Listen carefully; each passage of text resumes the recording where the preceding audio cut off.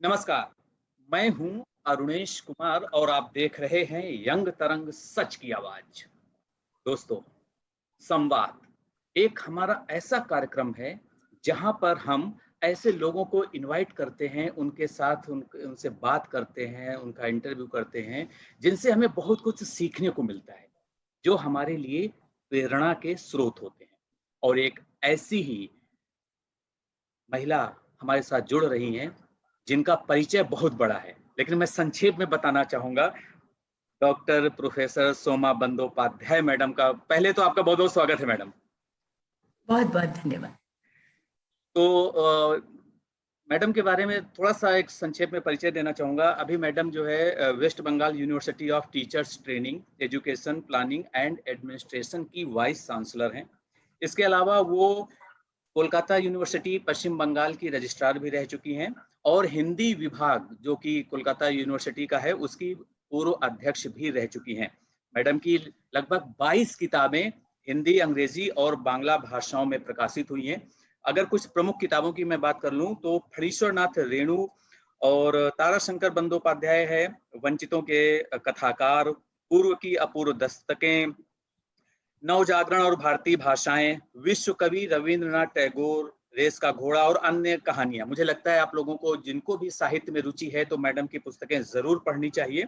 इसके अलावा बहुत से मैडम के जो साक्षात्कार हैं, लेख हैं, वो कई राष्ट्रीय और अंतर्राष्ट्रीय स्तर के जो पत्र हैं, पत्रिकाएं हैं, उसमें उनका प्रकाशन हुआ है। और इसके अलावा जो नेशनल और इंटरनेशनल लेवल की कॉन्फ्रेंसेस होती हैं, आजकल ऑनलाइन वेबिनार्स होते हैं, वर्कशॉप होते हैं, उसमें मैडम सक्रिय रूप से भाग लेती हैं।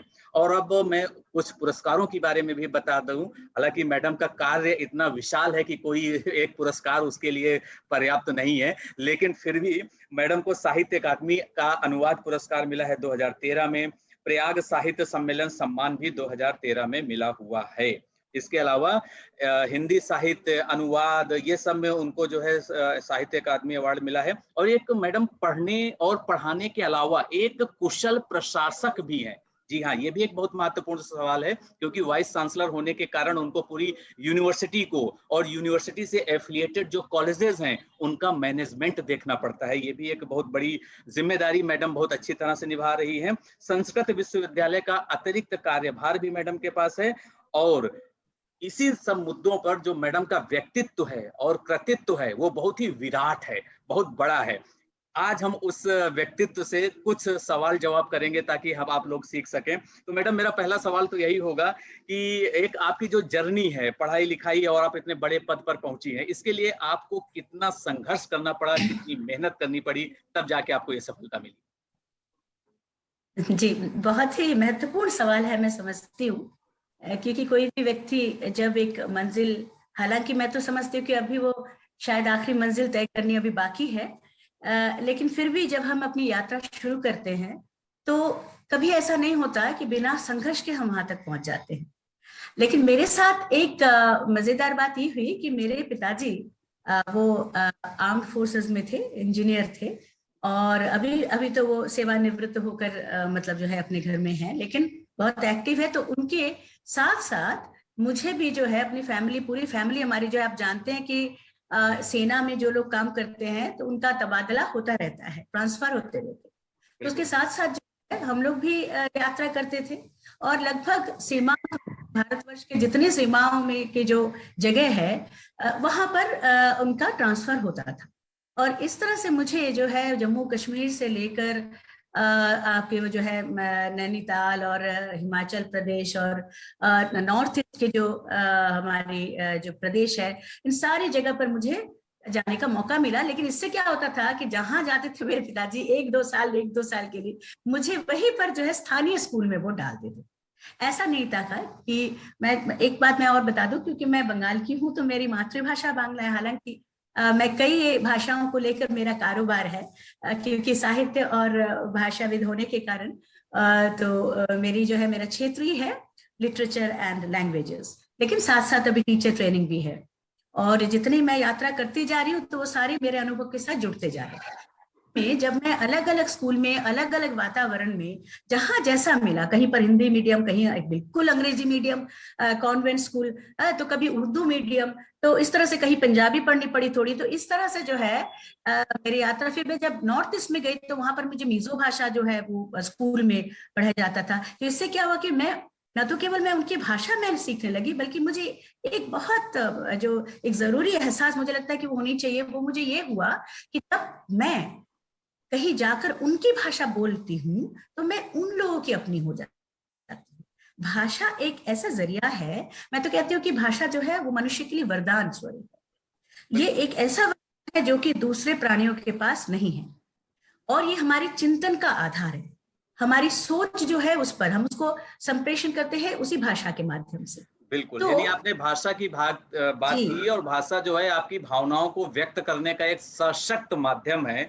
लेकिन इसी को मैं बिल्कुल। ज़रा साहित्य से जोड़कर अगला सवाल पूछना चाहूँगा आपसे कि आजकल आप देखते होंगे कि हिंदी भाषा में जो साहित्य है, मैं आज के वर्तमान साहित्य की बात कर रहा हूँ, और अगर इसको हम अंग्रेजी भाषा के साहित्य से तुलना करें, तो मैं कंटेंट पे नहीं जा रहा हूँ, मैं सिर्फ साहित्यकारों पर जा रहा हूँ। तो आपका नज़रिया क्या कहता है कि हिंदी के साहित्यकार ज़्यादा बेहतर काम कर रहे हैं, उनको ज़्यादा अच्छी पहचान और सम्मान मिल रहा है, या अंग्रेजी वालों को मिल रहा है? और ये हिंदी अंग्रेजी के बीच का फासला क्यों बढ़ता जा रहा है? अच्छा, मैं आपके इस सवाल को जो है मैं आपके पिछले सवाल से ही जोड़ूंगी, क्योंकि मेरी बात वहां खत्म नहीं हुई थी। आपने संघर्ष की बात की थी, तो जी, जी। संघर्ष वहां से अलग अलग स्कूलों में पढ़ने के कारण जब दूसरे जगह जाकर दूसरे स्कूल में दूसरी भाषा में मेरे मुझे पढ़ना पड़ता, तो उस समय मुझे बड़ी खीज होती थी कि क्यों मेरे पिताजी जो है ऐसे अलग अलग जगह पर डाल रहे हैं, मुझे इतनी तकलीफ होती है उन भाषा को सीखने के लिए। लेकिन बाद में मैंने महसूस किया कि वो मेरे लिए बहुत बड़ा एक एक्सपोजर था, और उसी के कारण आज मैं अपने आप को केवल बांग्ला भाषी या फिर हिंदी भाषी या इस तरह से नहीं, बल्कि मैं अपने आप को एक भारतीय समझती हूँ, क्योंकि मुझे लगभग सारी भाषाओं को जो है जानने का और उनके साहित्य में मुझे डूबने का मौका मिला है। और शायद इसी ने मुझे एक प्रशासक बनने में भी मेरी बहुत मदद की है, क्योंकि जब आप उस भाषा आपकी वो पकड़ हो, तो आप केवल साहित्य में ही नहीं, आप एक प्रशासक की भाषा भी आप सीख जाते हो, और आप जानते हो कि कैसे उस भाषा के जरिए आपको काम लेना होगा, अपने काम को पूरा करना होगा। तो आपने अभी जो है बात की कि किस भाषा जो है हिंदी में लेखन ज्यादा अच्छा हो रहा है या अंग्रेजी में या कि दूसरे, मैं ये आपको कहूंगी कि देखिए, असल में भाषा या साहित्य, जब भी किसी भाषा में साहित्य की रचना होती है, तो जिस युग में उसकी रचना होती है, उस युग का या उस काल का बहुत बड़ा प्रभाव रहता है उस साहित्य पर। मसलन आप इस वक्त को लीजिए, पिछले 2 सालों से हम एक बड़े आतंक और जो है एक ऐसे विषम परिस्थितियों से जा रहे, एक ऐसे समय से हम गुजर रहे हैं। आप जानते हैं कि पूरा विश्व जो है केवल एक, ये शायद पहली बार ऐसा हुआ है कि कोई एक जगह नहीं, कोई एक शहर नहीं, कोई एक राज्य नहीं, कोई एक देश नहीं, बल्कि पूरा का पूरा विश्व एक ऐसे मारक रोग के जो है उसमें आतंक में जो है चपेट में जो है आ गया है, जिसे हम कोरोना के नाम से जानते हैं। और पिछले 2 वर्षों में जो साहित्य लिखा जा रहा है बेसिकली जो है कोरोना पर ज्यादा केंद्रित है, और हर भाषा में लिखी जा रही है। और अगर तुलना करें तो देखिए, हर भाषा की अपनी अपनी विशेषता होती है, और हर लेखक की और हर युग की। तो कई बार जो है लोग कहते हैं कि the best has already been written, यानी कि जो जो श्रेष्ठ साहित्य है वो लिखा जा चुका है। लेकिन ऐसी बात नहीं है, शायद इस समय जो लिखा जा रहा है उसका मूल्यांकन आगे चलकर हो, कि इस समय जो, जैसे हम प्रेमचंद को जब पढ़ते हैं अभी, तो हम सोचते हैं प्रेमचंद जैसा ऐसा लेखक कोई है नहीं। रविंद्रनाथ को लीजिए, रविंद्रनाथ जैसा नहीं है। आप इंग्लिश में भी लीजिए, चार्ल्स डिकेंस है, शेक्सपियर है, तो वो तो पुराने नहीं हो गए हैं। लेकिन हाँ, ये है कि आज जो लिखा जा रहा है, शायद वो अपने समय के जो है एक बहुत महत्वपूर्ण दलील और दस्तावेज बन जाए, और आगे चलकर उसका और बढ़िया मूल्यांकन हो। बिल्कुल। तो अब मैं बात कर लेता हूँ थोड़ा-सा नेशनल एजुकेशन पॉलिसी 2021 की। हालाँकि आप अच्छे से जानती हैं कि कोठारी कमीशन भी हमारे देश में बना था 1966 में, ताकि जो टीचर्स की एजुकेशन है, टीचर्स की ट्रेनिंग है, वो बेहतरीन हो सके और वो जो है स्टूडेंट सेंट्रिक हो सके। तो मेरा बहुत ही साधारण सा सवाल है, क्योंकि आप ऐसे इंस्टीट्यूट से जुड़ी हुई हैं जहाँ पर टीचर्स को ट्रेनिंग दी जाती है। तो आपकी नज़र में आज में वर्तमान दौर में टीचर्स की ट्रेनिंग में क्या-क्या चैलेंजेस हैं और क्या-क्या प्रोस्पेक्ट्स हैं, यानी संभावनाएं क्या हैं, चुनौतियां क्या हैं? बहुत बहुत बढ़िया सवाल है। देखिए, ये जो शिक्षण प्रशिक्षण हमारा विश्वविद्यालय है, टीचर्स ट्रेनिंग, तो आप जानते हैं कि ये जो शिक्षक की जो पेशा है, जो अध्यापन है, जो हमारा मूल जो है शिक्षकों का पेशा होता है, that is the noblest profession in the world, medical के बाद, क्योंकि ये दोनों ऐसे पेशे जहां पर कोई स्वार्थ जुड़ा हुआ नहीं होता है। और शिक्षक जो होता है वो मनुष्य गढ़ने का कारीगर कहा जाता है, एक ऐसा मानव जो सही अर्थों में इंसान हो, जिसमें मूल्य बोध हो, मानवीय हम भर देते हैं। एक शिक्षक का काम तो केवल ऐसा नहीं होता है कि अपने छात्रों को पूरा सिलेबस पढ़ा दे, बल्कि उसे मोटिवेट करना होता है, उसे प्रेरणा देनी होती है। और सबसे बड़ी बात है कि आपके भीतर जो सबसे अच्छी बात है उसको हमें निकालना होता है। किस तरह से? सोचिए कि कई बार ऐसे क्लास में 40 बच्चे हैं और उसमें कई बच्चे ऐसे होते हैं कि जो शायद पढ़ाई में बहुत अच्छे ना हो, लेकिन आप उनको नेग्लेक्ट नहीं कर सकते। एक बेहतर शिक्षक, एक जो बहुत अच्छा शिक्षक होगा, वो क्या करेगा कि क्लास में आखिरी बेंच पर बैठा हुआ बच्चा भी वो जानेगा कि उसके अंदर भी कुछ ना कुछ है। हर बच्चे में कोई ना कोई ऐसी संभावना है जिसे हमें निकालना है, जिसे हमें बाहर लाना है। हो सकता है कि वो he might not be a very good student, बहुत बढ़िया वो पढ़ने लिखने में ना हो, लेकिन वो शायद बहुत अच्छा गाता हो, वो शायद बहुत अच्छी कविता लिखता हो, या फिर वो चित्रकारिता बहुत बढ़िया करता हो, या फिर वो शायद आपकी तरह जो है बहुत अच्छा वक्ता हो और बहुत अच्छा बाद में चलकर जो है वो पत्रकार बन सके। तो ऐसे बहुत सारी संभावनाएं हैं। तो एक शिक्षक को जो है उसे लाना होगा और उसे ट्रेनिंग चाहिए। कैसे ट्रेनिंग? शिक्षण प्रशिक्षण। और जब आप जानते हैं कि सरकार एक पॉलिसी बनाती है या करती है, तो हमेशा ये कोशिश करती है कि इसमें सारी चीजें अच्छी बातें आए। अब ये इसको जो है किस तरह से ये कारगर होगा, किस तरह से हम इसको अपनी बेहतरी के लिए इसको जो है आज मतलब लाएंगे, हम काम करेंगे उस पर, ये देखना होता है। तो उसमें मैं आपको ये बताती हूँ कि शिक्षण प्रशिक्षण जो है वो इसलिए महत्वपूर्ण है क्योंकि कैसे आपको पढ़ाना है। चीजें आप पढ़ लेते हो, आप एक साहित्य पढ़ लेते हो, एक पीस आप जो है शेक्सपियर का आपने पढ़ लिया या प्रेमचंद का पढ़ लिया, या फिर आपने जो है बायोलॉजी में एक चैप्टर पढ़ ली, लेकिन आप उससे समझाओगे कैसे? आप देखिएगा कई बार ऐसा होता है कि बहुत बड़े विद्वान होते हैं लेकिन अपनी बात को छात्रों तक रख नहीं पाते हैं, और शायद वो छात्र समझ नहीं पाता है, लेकिन वो डर के मारे बोल भी नहीं पाता है। और तब आप जानने की भी कोशिश नहीं करते। आपको उनकी आंखों की भाषा भी पढ़नी होगी कि उसमें क्या समस्या आ रही है, क्या वो बच्चा नहीं समझ पा रहा है। आज में आपने कहा कि कौन सी चुनौतियां हैं, तो आज मैं कहूं कि देखिए लगभग 1.5 साल हो गए होंगे कि प्राय हमारे करीब करीब सब सारे जितने हमारे जो स्कूल है, हमारे जो कॉलेज, हमारे जो विद्या निकेतन है, अगर मैं कहूँ तो स्कूल कॉलेज यूनिवर्सिटी सारे लगभग बंद से हैं। हम लोग जो है पढ़ाई जो है वो ऑनलाइन प्लेटफॉर्म पर, अलग अलग ऑनलाइन प्लेटफॉर्म हम लोग कर रहे हैं। तो कोरोना ने हमें ये भी सिखाया है कि हमें विकल्प की खोज करनी है। कभी भी ऐसा आ सकता है कि आपको शायद आप जिस जाने पहचाने आबो हवा में आप पल रहे हो, आप बढ़ रहे हो, अब आपको उस आबो हवा में, उस वातावरण में काम करने का मौका ना मिले।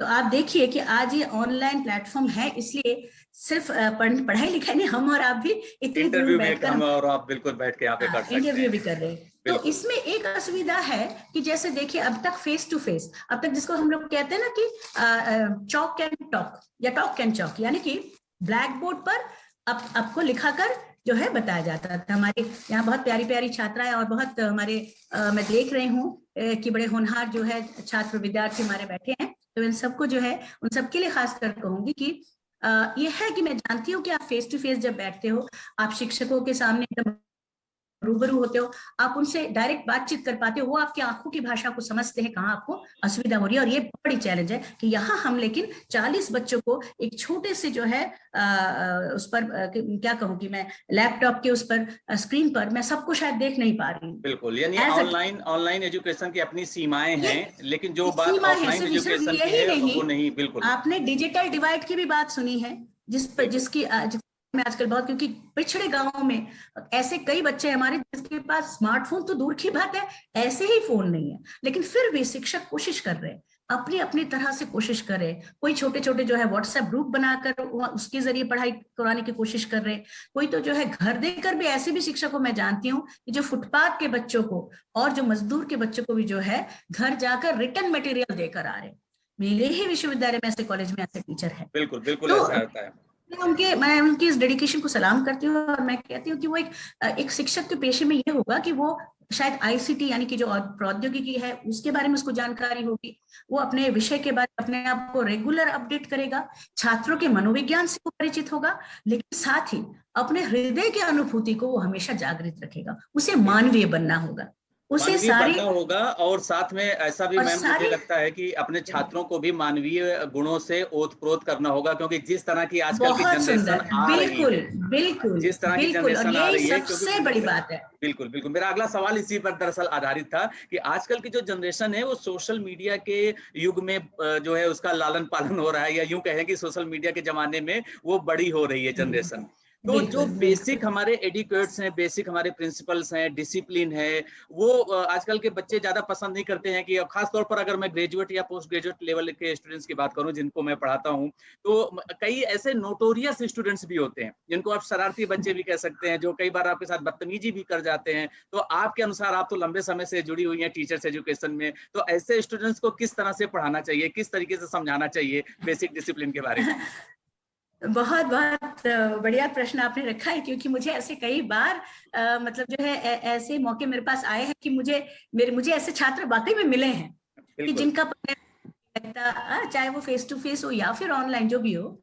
लेकिन बात यह है ना कि बहुत हद तक जो है ना समझने की बात है और समझाने की बात है। कई बार इस जनरेशन के बच्चों को कई बार लगता है कि हमें लोग समझ नहीं पाते, चाहे वो हमारे पेरेंट्स हो या हमारे शिक्षक हो, वो हमें समझ नहीं पा रहे, हमारी जरूरतों को नहीं समझ पा रहे हैं।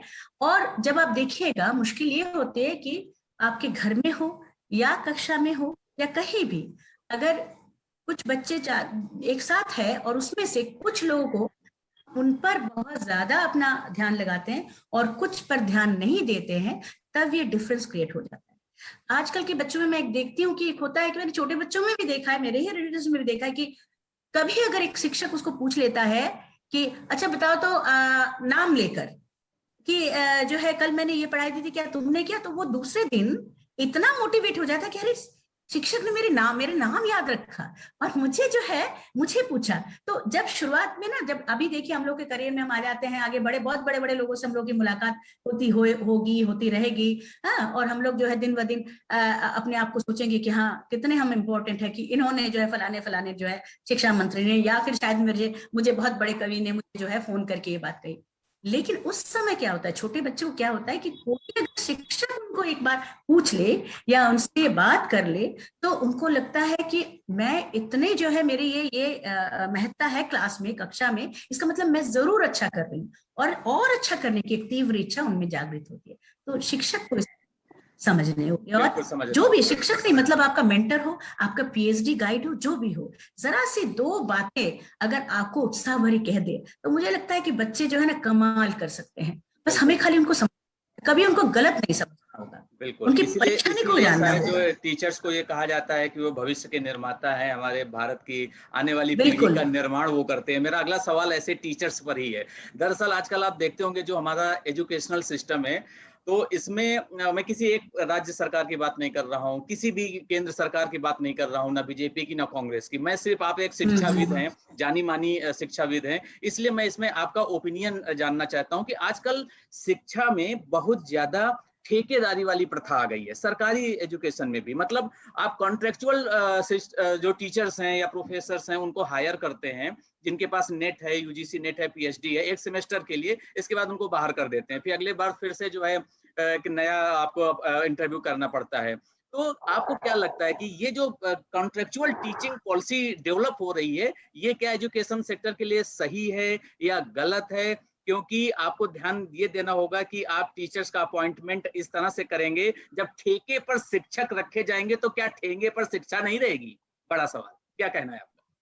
हाँ बिल्कुल, मैं आपसे सहमत हूँ, लेकिन एक बात मैं आपको कह देना चाहती हूँ कि असल में अलग अलग राज्यों में, आपने जो है राज्य की बातें की, सेंटर की बातें की, राज्यों में अलग अलग, राज्यों में अलग अलग ही है। मैं आपको एक बात बता दूं कि जहां से मैं हूँ, बंगाल में, यहाँ एक सिस्टम है, खासकर ये हायर एजुकेशन के बारे में ही आप बात कर रहे होंगे, बिल्कुल। क्योंकि स्कूल एजुकेशन में तो ठीक है टीचर आ जाते हैं, हायर एजुकेशन में जो होता है यहाँ पर बंगाल में एक सिस्टम है कि यहाँ पर लगभग सारे के सारे कॉलेजेस जो है, या तो एकदम प्योरली जो है गवर्नमेंट कॉलेजेस है, सरकारी, या फिर सरकार द्वारा पोषित, यानी कि गवर्नमेंट एडेड है। बिल्कुल। बहुत कम कॉलेजेस है जो प्राइवेट कॉलेजेस, गिने चुने जो कॉलेजेस, जो खासकर जो हमारे टीचर्स ट्रेनिंग से है, कुछ एक ऐसे कॉलेजेस है जो प्राइवेट है, बाकी सारे के सारे गवर्नमेंट और गवर्नमेंट एडेड कॉलेज होते हैं, जहां पर कि एकदम वो लोग जब सोचिए कि असिस्टेंट लेक्चर के रूप में आते हैं और 65 वर्ष की उम्र में जो है रिटायर चले होते हैं। जाते हैं। इसलिए यहाँ पर हाँ, इसलिए यहाँ पर वो स्थिति नहीं है, मतलब जो है पश्चिम बंगाल में ऐसी स्थिति भले ना हो, लेकिन अगर देश भर की स्थिति का आप आकलन करें तो मैं डीयू का एग्जांपल दे सकता हूँ, जामिया में तो मैं खुद रहा हूँ एडोक पर जो है, इसलिए मैं आपको बता रहा हूँ। हाँ, लेकिन मैं यहाँ पर एक बात बताती हूँ कि कॉन्ट्रेक्चुअल टीचर के लिए देखिए एक मुश्किल यहाँ पर ये आ जाती है कि देखिए जो भी हो, शिक्षक की भी पेट होता है, उसको भी तो भूख लगती है, उसको भी तो रोटी कमाना हो, बिल्कुल, इसलिए उसको आप कॉन्ट्रैक्चुअल रख देते हैं और ये एक्सपेक्ट करते हैं कि वो अपने सारा जो है अपने मूल्यबोध को अपने सर पर रखकर जो है वो केवल सेवा करते जाएगा,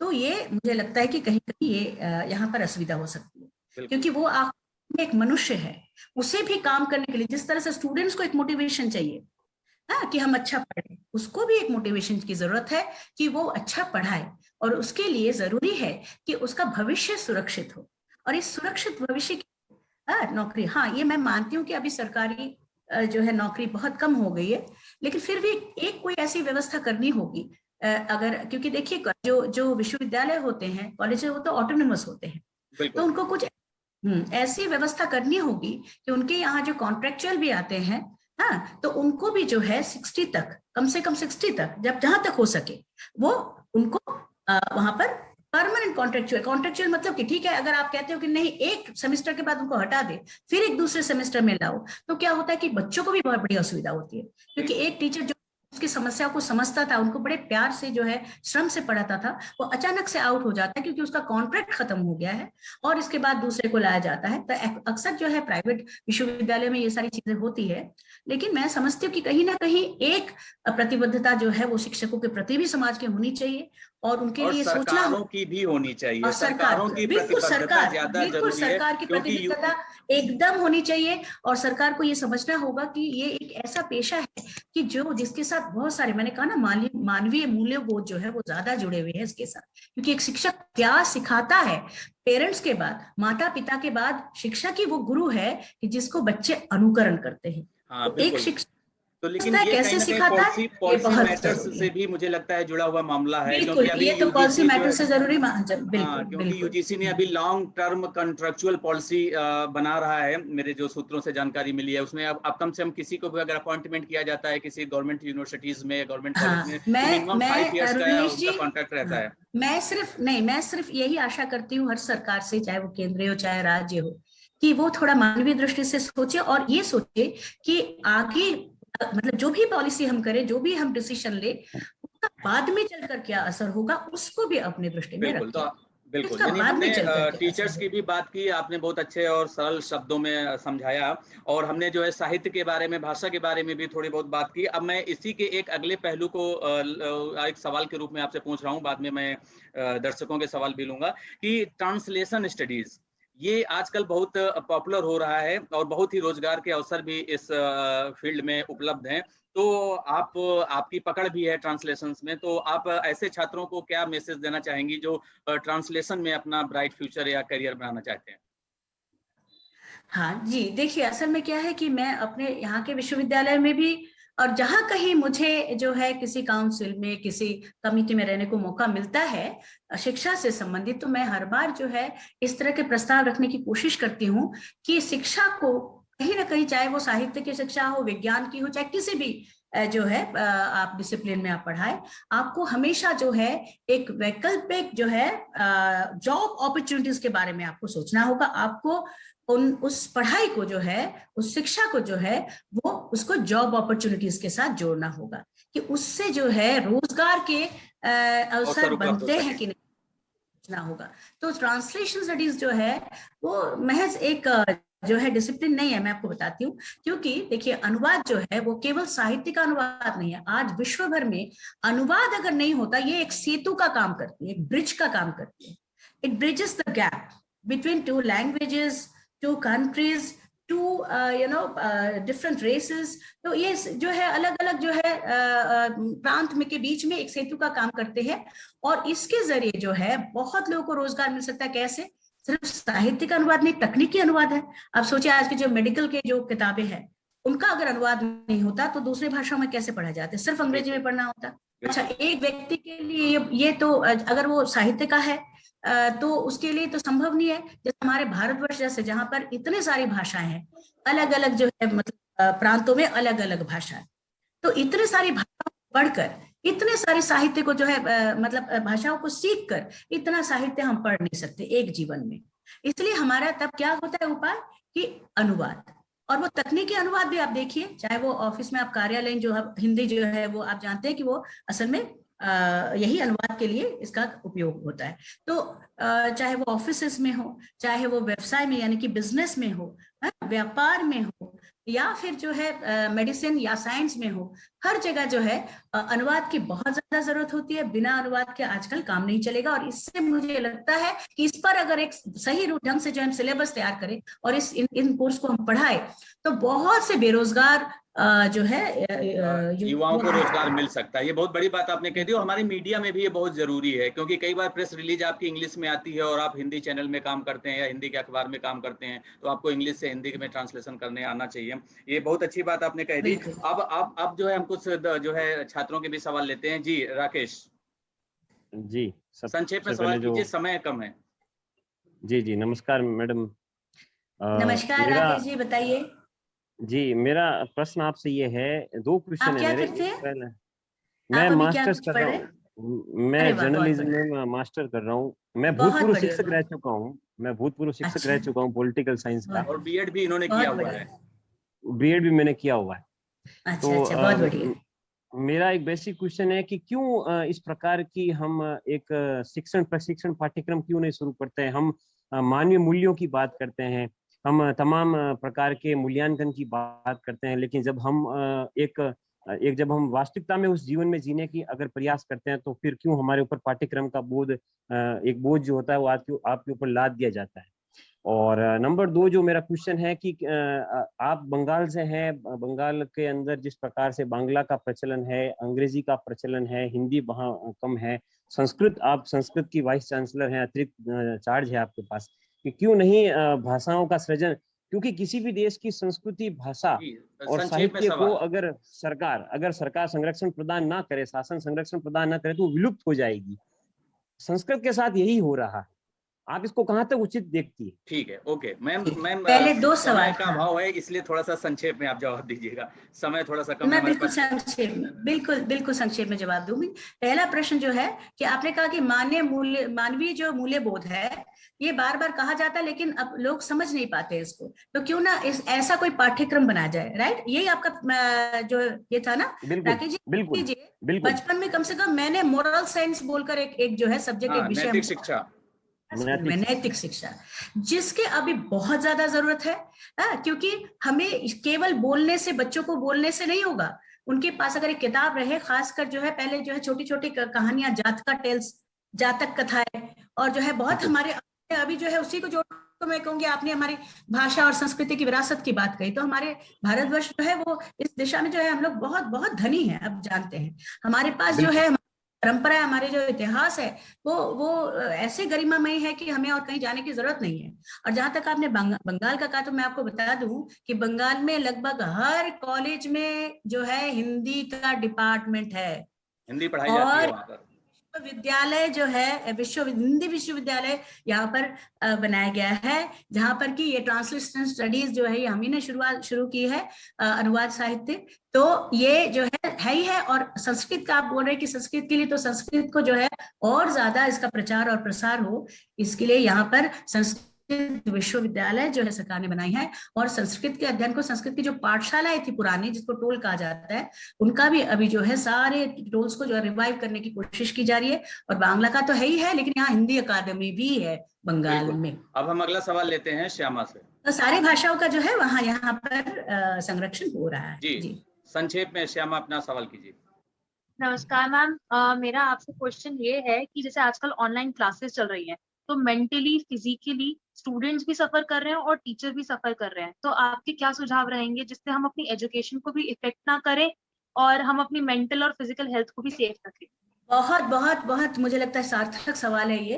वेरी पर्टिनेंट क्वेश्चन, क्योंकि ये जो वक्त है, मैंने कहा ना कि एक एक वक्त आता है जो हमारी परीक्षा लेते हैं। मैं जानती हूँ कि बहुत कठिन समय हम गुजर रहे हैं इससे, और इस समय हम एक दूसरे को जो है ना बड़ी बड़ी बातें कहकर जो है कि नहीं तुम्हें सब कुछ ठीक हो जाएगा, ये कहकर नहीं, बल्कि जब हम शिक्षक और जो है छात्र दोनों के लिए मैं कहूंगी कि एक काउंसलिंग की बहुत आवश्यकता है। यहाँ पर शिक्षक जो है वो स्टूडेंट के लिए कर सकता है, शिक्षक अपने लिए भी जो है अलग तरह के अपने खाली समय को, मैं कहती हूँ कि देखिए इस समय क्या हो रहा है, ऑनलाइन की क्लासेस हो रही है, लेकिन बाकी समय जब भी आपको मिलता है तो आप उस समय जो चीजें आपने पहले नहीं की थी, मैंने जो अभी संभावनाओं की बातें की थी ना कि हर छात्र के में के जो है उसके अंदर, हर छात्र ही क्यों, हर व्यक्ति में कुछ ना कुछ बहुत खास बहुत संभावनाएं होती हैं। तलाश कर देखिए। आपको मैं बताती हूँ कि जो चीजें, जो मैं जो कहानियां पिछले उसमें नहीं लिख पाई थी, पिछले 1 साल में जो है 12 कहानियां मैंने लिख ली है, अभी संग्रह उसका छपेगा। तो आप समय का जो है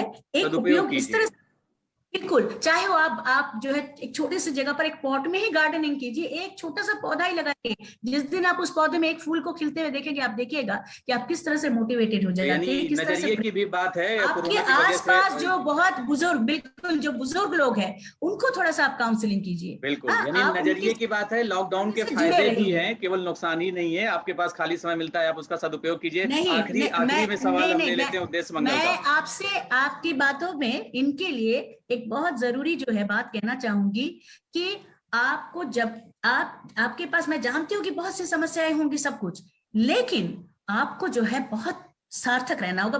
मैं जिसको कहते हैं ना कि सकारात्मक बने रहना होगा, पॉजिटिव, मैं कोरोना के सेंस में नहीं कह रही हूँ, आपको बहुत पॉजिटिव बने रहना होगा। किसी भी हालत में आपको नेगेटिव चीजें नहीं सोचनी है। मैं आपको बताती हूँ, नेगेटिव चीजें नेगेटिव वाइब्स को अट्रैक्ट करती है, और ये साइंस है। आप जैसे जैसे सोचते जाएंगे ना ना ना, तो ना ही होगा। मैम बिल्कुल, 1 मिनट का समय हमारे पास बचा हुआ है। संक्षेप में आप सवाल करेंगे उद्देश्य। नमस्कार मैम, मैं उद्देश्य हूँ, मैं भी मास्टर्स का स्टूडेंट हूँ। मैम मेरा आपसे ये सवाल है कि जो सरकार के द्वारा शारीरिक दंड संहिता को हटा दिया गया है, एक तरीके से जो स्टूडेंट्स पर वो शारीरिक तरीके से किसी भी प्रकार का दंड नहीं दे सकते हैं, और कई केस ऐसे भी देखे गए हैं जहां पर स्टूडेंट्स के द्वारा टीचर्स को एक तरीके से इस बात का फायदा उठाकर गलत सलत बोल दिया जाता है और टीचर्स के विरुद्ध कुछ नहीं कर पाता है। आपका इस बारे में क्या कहना है कि क्या ये जो प्रावधान हटाया गया था जो शारीरिक दंड का, क्या ये सही था? आपके इसमें क्या विचार है? नहीं, मैं कहती हूँ कि देखिए शारीरिक दंड या मानसिक दंड दोनों ही ठीक नहीं है, दोनों ही ठीक नहीं है। शिक्षक भी अगर उसको बोलते, माने स्टूडेंट्स को, छात्र को जो है शारीरिक दंड या मानसिक रूप से भी कष्ट पहुंचा जा सकता है।